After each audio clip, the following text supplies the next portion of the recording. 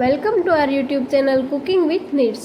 આજે અમે લઈને આવ્યા છીએ એકદમ નવી અને ઇન્સ્ટન્ટ બનાવી શકાય તેવી ફરાળી રેસીપી ફરાળી સૂપ। એમ પણ અત્યારે અધિક માસ ચાલી રહ્યો છે તો ઝટપટ અને ઘરમાં રહેલી વસ્તુઓથી જ આ રેસીપી બનાવી શકાય છે। આપણે ફરાળી સૂપ માટેના ઇન્ગ્રેડિયન્ટ્સ જોઈ લઈએ। ફરાળી સૂપ બનાવવા માટે જોઈશે 1.5 કપ સાબુદાણા, 1 મીડિયમ સાઇઝનું બટાકું ઝીણું સમારેલું, 3 ટેબલસ્પૂન તેલ, 1 ટીસ્પૂન જીરું, 7 થી 8 લીમડાના પાન, 2 લીલા મરચાં, 2 ટેબલસ્પૂન લાલ મરચું પાવડર, મીઠું સ્વાદ પ્રમાણે અને ગાર્નિશિંગ માટે લીલા ધાણા। હવે આપણે ફરાળી સૂપ બનાવવાનું સ્ટાર્ટ કરીશું। સૂપ બનાવવા માટે એક બાઉલમાં પહેલા તેલ લઈશું।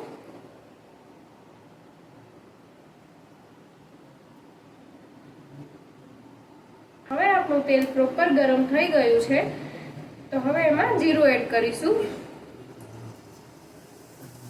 જીરું એડ કર્યા બાદ હવે આપણે એમાં લીમડાના પાન એડ કરવાના છે।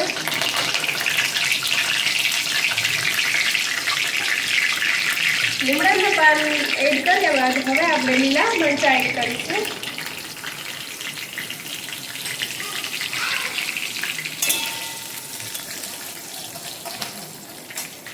હવે આપણે આ લીલા મરચાં એડ કર્યા બાદ સાબુદાણા એડ કરવાના છે।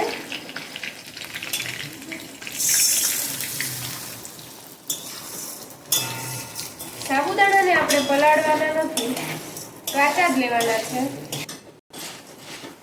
અમુક વાર સાબુદાણા પલાળવાના રહી ગયા હોય છે અને સાબુદાણાની કોઈ રેસીપી બનાવવી હોય તો તમે આ રેસીપી એકવાર જરૂર ટ્રાય કરી શકો છો।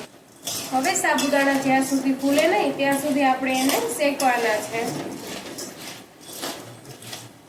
હવે આપણા સાબુદાણા ફૂલી ગયા છે। સાબુદાણાને એકદમ વધારે ચડવા નથી દેવાના। હવે આપણે આમાં બટેકા એડ કરીશું।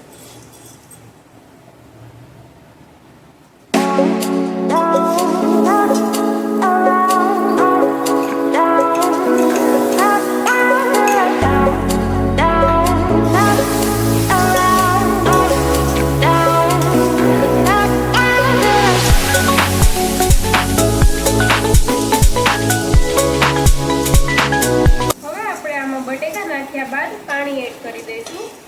જો સાબુદાણા 1 કપ લીધા હોય તો 3 કપથી વધારે પાણી જોશે આપણે।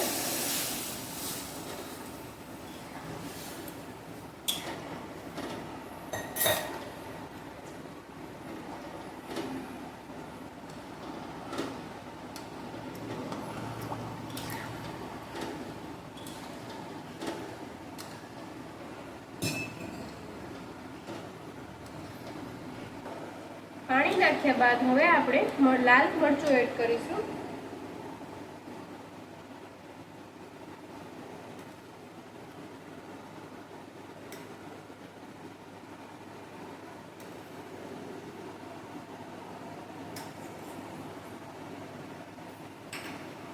ત્યારબાદ હવે આપણે મીઠું એડ કરીશું।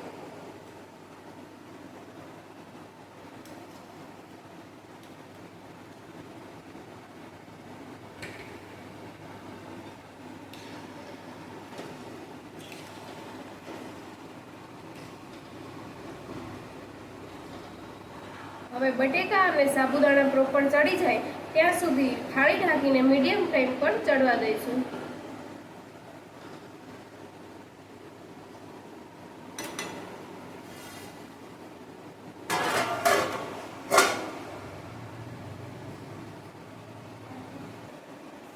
હવે આપણે થોડી વાર ચેક કરતા રહીશું જેથી કરીને સાબુદાણા નીચે ચોંટી ના જાય।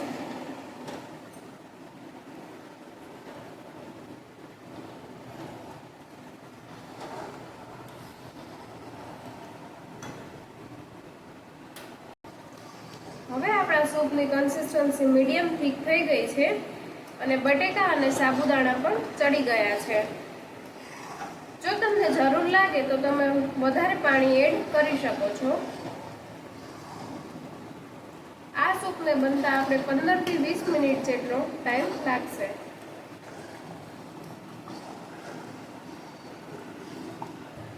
હવે આપણું સૂપ બનીને રેડી થઈ ગયું છે તો આપણે એને સર્વ કરી લઈએ।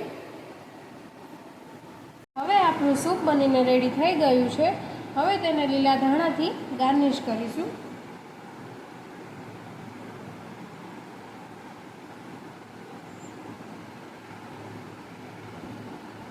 તો હવે રેડી છે આપણું ફરાળી સૂપ.